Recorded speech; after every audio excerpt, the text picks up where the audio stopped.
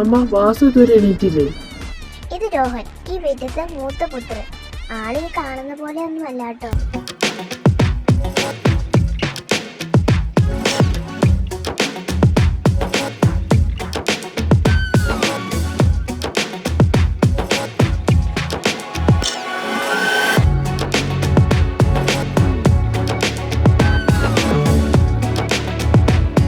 കുഞ്ഞാട് ചേട്ടൻ നിന്ന് വിളിക്ക്.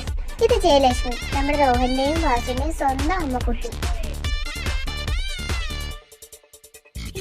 ഇത് വർണ്ണന, വാസുവിന്ന് വിളിക്കും. ഈ വാസുവിന്റെ പേര് വരാൻ കാരണമുണ്ട്, അത് നമുക്ക് കഥയിൽ കാണാട്ടോ. ആളെക്കുറിച്ച് ഞാൻ പറയുന്നതിനെക്കാട്ടി നല്ലത് നിങ്ങൾ കണ്ടറിയുന്നതല്ലേ.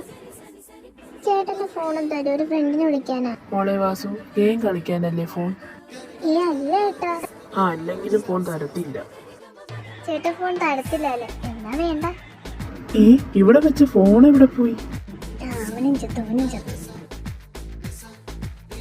എടി വാസു.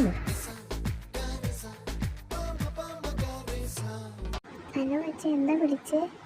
ശരി അച്ഛ. അമ്മാവൻ എന്ന് വരുമെന്ന് വല്ലതും പറഞ്ഞോ? ഇത് ഹോബി, വാസുവിന്റെയും രോഹന്റെയും കസിനാട്ടോ.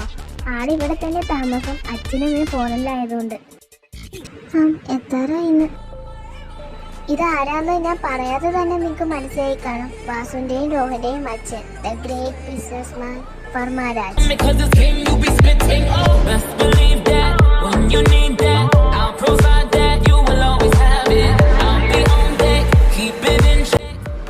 ഇവിടെ ആരുമില്ലേ? ഒരനക്കമില്ലല്ലോ. അച്ഛൻ ഞാൻ കോളേജിൽ വന്നിട്ട് സംസാരിക്കാവേ.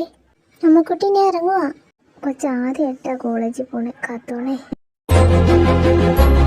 എടി വാസു. ഇത് ശിവാനി, ശിവാന്ന് വിളിക്കും. ആള് വാസുവിന്റെ ബെസ്റ്റ് ഫ്രണ്ടാ. ആള് നമ്മുടെ രോഹന്റെ വലിയൊരു ആരാധകയാ. എന്നാ പോകാം. ഷ്യൂർ. ഇതാരാ?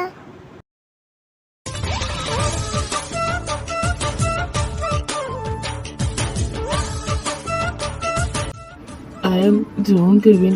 എനിക്ക് ജേക്കി എന്ന് വിളിക്കുന്നതാണ് കൂടുതൽ ഇഷ്ടം.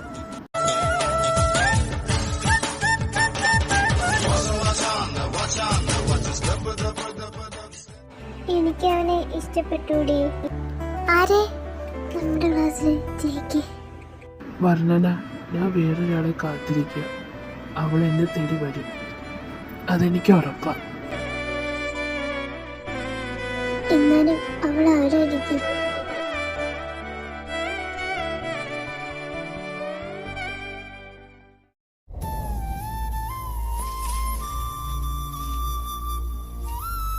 സത്യമായിട്ടും ആ ബുക്കിലുള്ളതെല്ലാം എന്റെ ജീവിതത്തിൽ നടന്നതാണ്.